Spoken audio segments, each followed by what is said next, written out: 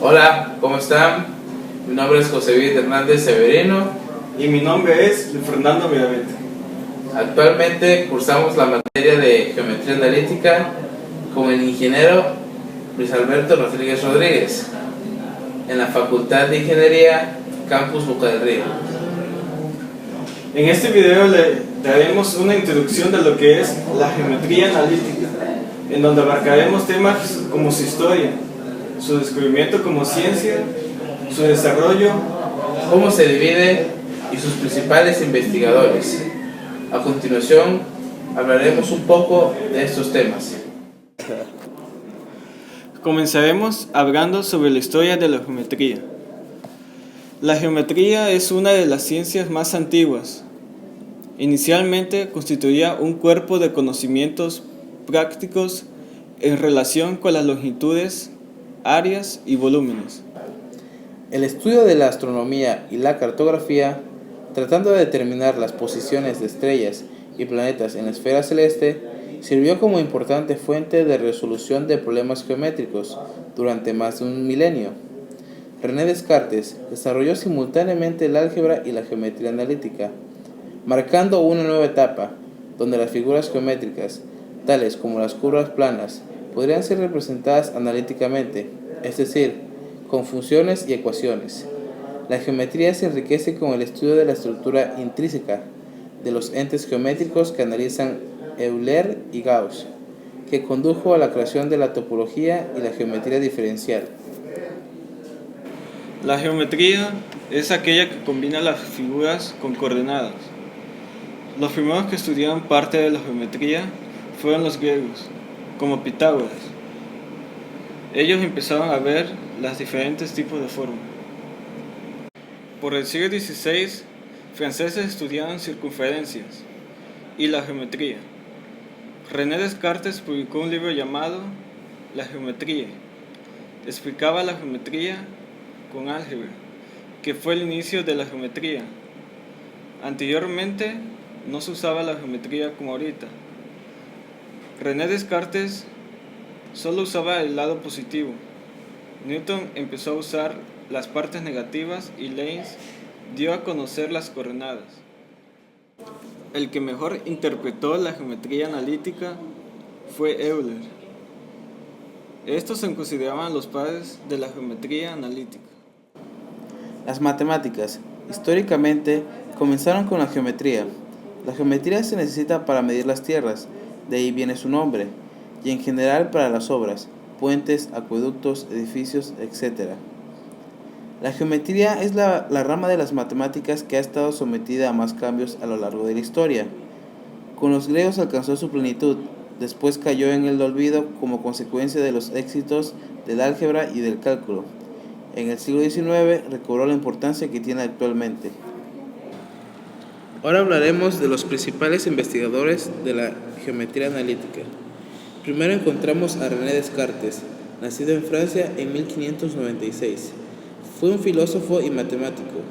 Después del esplendor de la antigua filosofía griega y del apogeo y la crisis de la escolástica, en la Europa medieval, los nuevos aires del Renacimiento y la revolución científica que lo acompañó darían lugar en el siglo XVII al nacimiento de la filosofía moderna.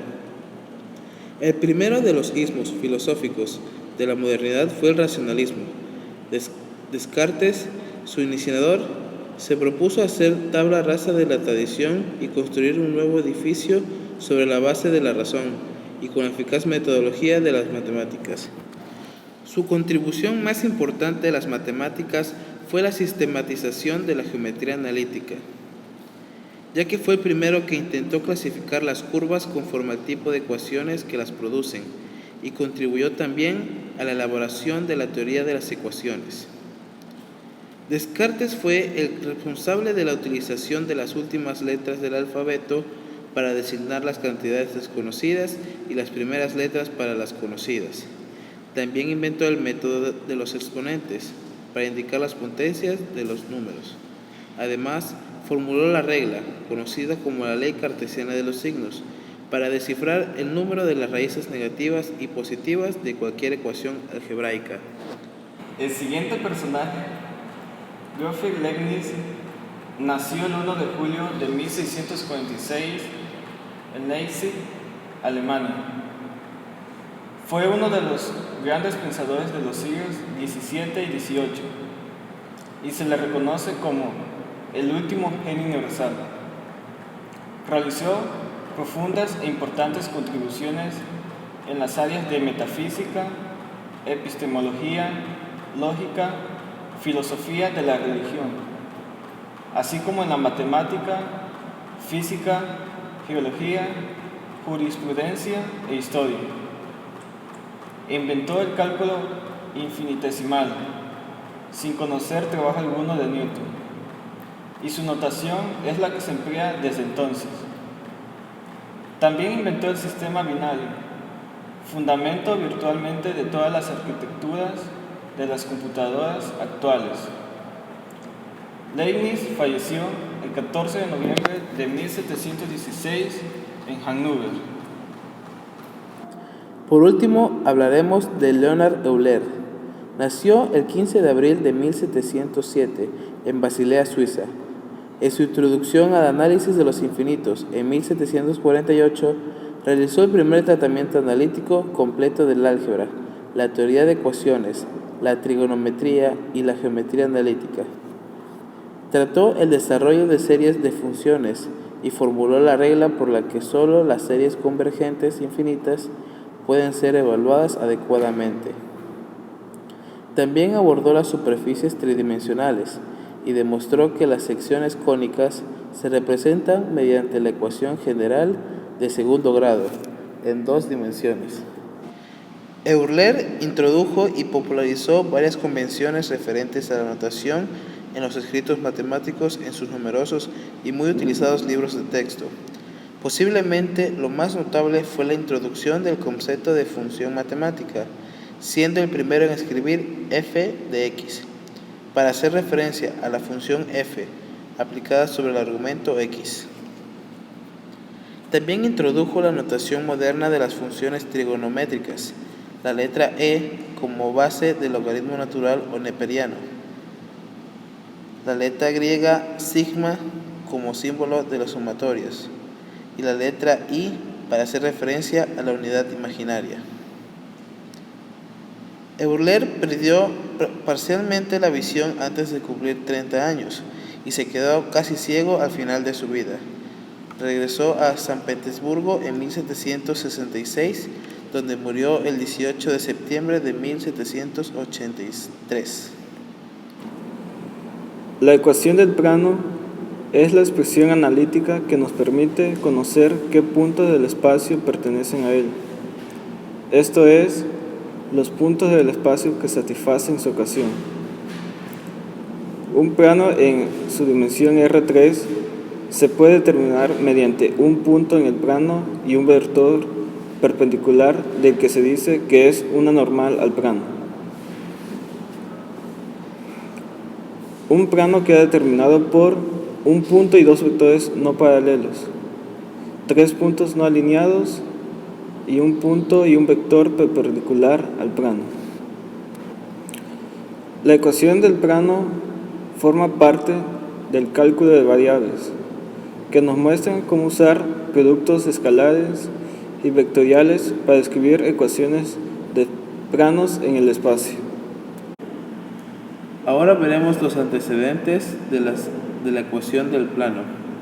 Primero tenemos a René Descartes, considerado el primer filósofo moderno. Utilizó la ciencia y las matemáticas para explicar y pronosticar acontecimientos en el mundo físico. Después tenemos a Hermann Günther. Realizó un ensayo exponiendo una teoría por métodos vectoriales, llegando a contener el primer testimonio escrito de lo que hoy se conoce como álgebra lineal y la noción del espacio vectorial. Después tenemos a Hermann Weyl, autor de importantes investigaciones sobre la teoría de las ecuaciones integrales y diferenciales en el campo de la relatividad y la mecánica cuántica. Y por último tenemos a William Rowan Hamilton en el campo de la dinámica. Introdujo las funciones de Hamilton, que expresan la suma de las energías cinéticas y potencial de un sistema dinámico. Son muy importantes en el desarrollo de la dinámica moderna y para el estudio de la teoría cuántica. Base teórica de los planos en el espacio. Supongamos que el plano M pasa por un punto llamado P sub 0, con sus coordenadas x sub 0, y sub 0 y z sub 0, y que es normal al vector no nulo del vector n, que va a ser igual a I más BJ más CK. Entonces, M es el conjunto de todos los puntos del punto con coordenadas X, Y y Z, para los cuales va a formar un vector respecto a P sub 0 y P, que es ortogonal al vector normal como se muestra en la figura. La ecuación del plano. Para poder hacer la ecuación del plano necesitamos conocer el punto en un plano, que le llamaremos P sub 0, que tendrá coordenadas llamadas P sub 0, Y sub 0 y Z sub 0. También necesitamos un vector que sea ortogonal o perpendicular al plano. A este vector le llamaremos n. Su característica es que sus componentes de n van a ser igual a A, B y C, que será ortogonal al plano. Si agarramos otro punto en el plano P y trazamos un vector al punto P al P sub 0, la característica es que se forma un ángulo de 90 grados. Ahora, para encontrar la ecuación del plano, hablaremos de dos vectores. El primer vector sale del punto origen al punto P, que formará un vector con respecto a X, Y y Z. El segundo vector sale del origen al punto sub 0, que formará un vector llamado R sub 0, con respecto a X sub 0, Y sub 0 y Z sub 0. Ahora el vector que va del P sub 0 al P va a ser igual a R sub vector menos al vector R sub 0. Este vector tiene característica con el vector n. Ahora veremos cómo encontrar la ecuación del plano. Dice, encuentra la ecuación del plano que pasa por el origen. Entonces el punto es en X 0, en Y 0 y en Z 0. Y que es perpendicular al vector 1 menos 2, 5. A este vector le llamaremos n. Ahora aquí tenemos la fórmula para encontrar la ecuación del plano. Y entonces solo queda sustituir. Ahora, sustituyendo esta ecuación, nos queda esta fórmula, que P es X sub 0, Y sub 0 y Z sub 0. Y el vector n va a ser A, B y C. Sustituyendo aquí, A es 1, B queda menos 2 y C 5. Y X sub 0, 0, y Y 0 y Z 0. Ahora resolvemos la ecuación.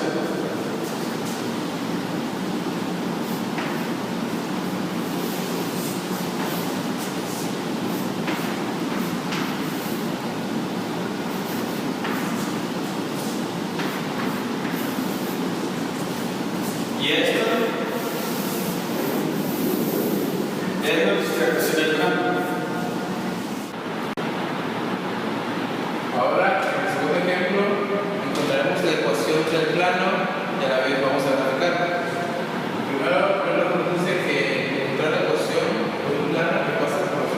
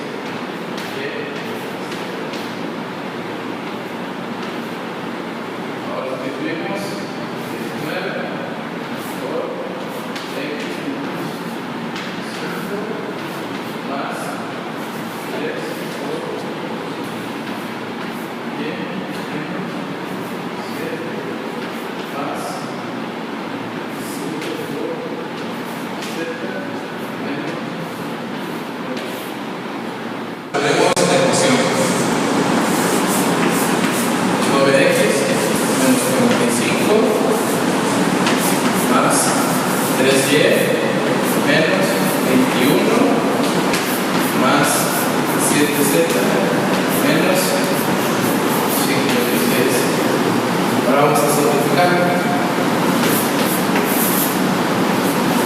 Esto da 9x más 3y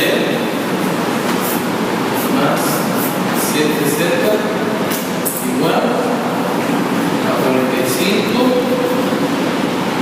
más 21 más 56. Esto da a 9x más 3y más 7z igual a 122. Y esto es la ecuación del plano. Ahora para graficar lo que queremos es igualar todos los valores, o sea, x y y a 0 para sacar z y así con los demás. Entonces, para sacar z tenemos que igualar x y igual a 0 cuando el valor de z igual a 122 sobre 7. Esto nos da el resultado de 17.42. Ahora lo mismo con los demás. X y z igual a 0 igual a y, que es igual a 122 sobre 3. Esto es igual a 40.66.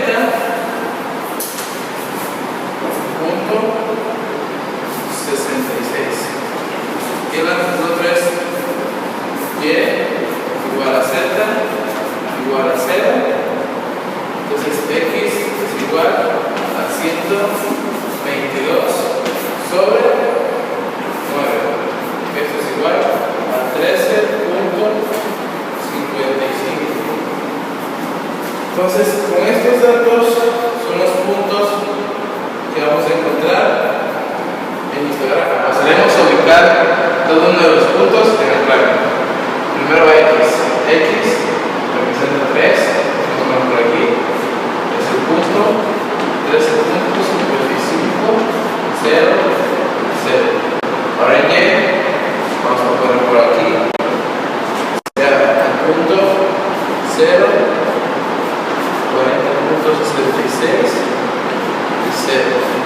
Y ahora en z, que es 17, más o menos por aquí, representa el punto 0, 0, 17.42. Ahora hacemos la figura, que es más o menos así. ¿Sí? ¿Sí? Que representa a una parte de lo que es el plano. Bueno, con esto concluye nuestro video sobre lo que es la geometría analítica y sobre lo que es la ecuación del plano. Esperemos que les guste y que les ayude. Y eso es todo. Adiós.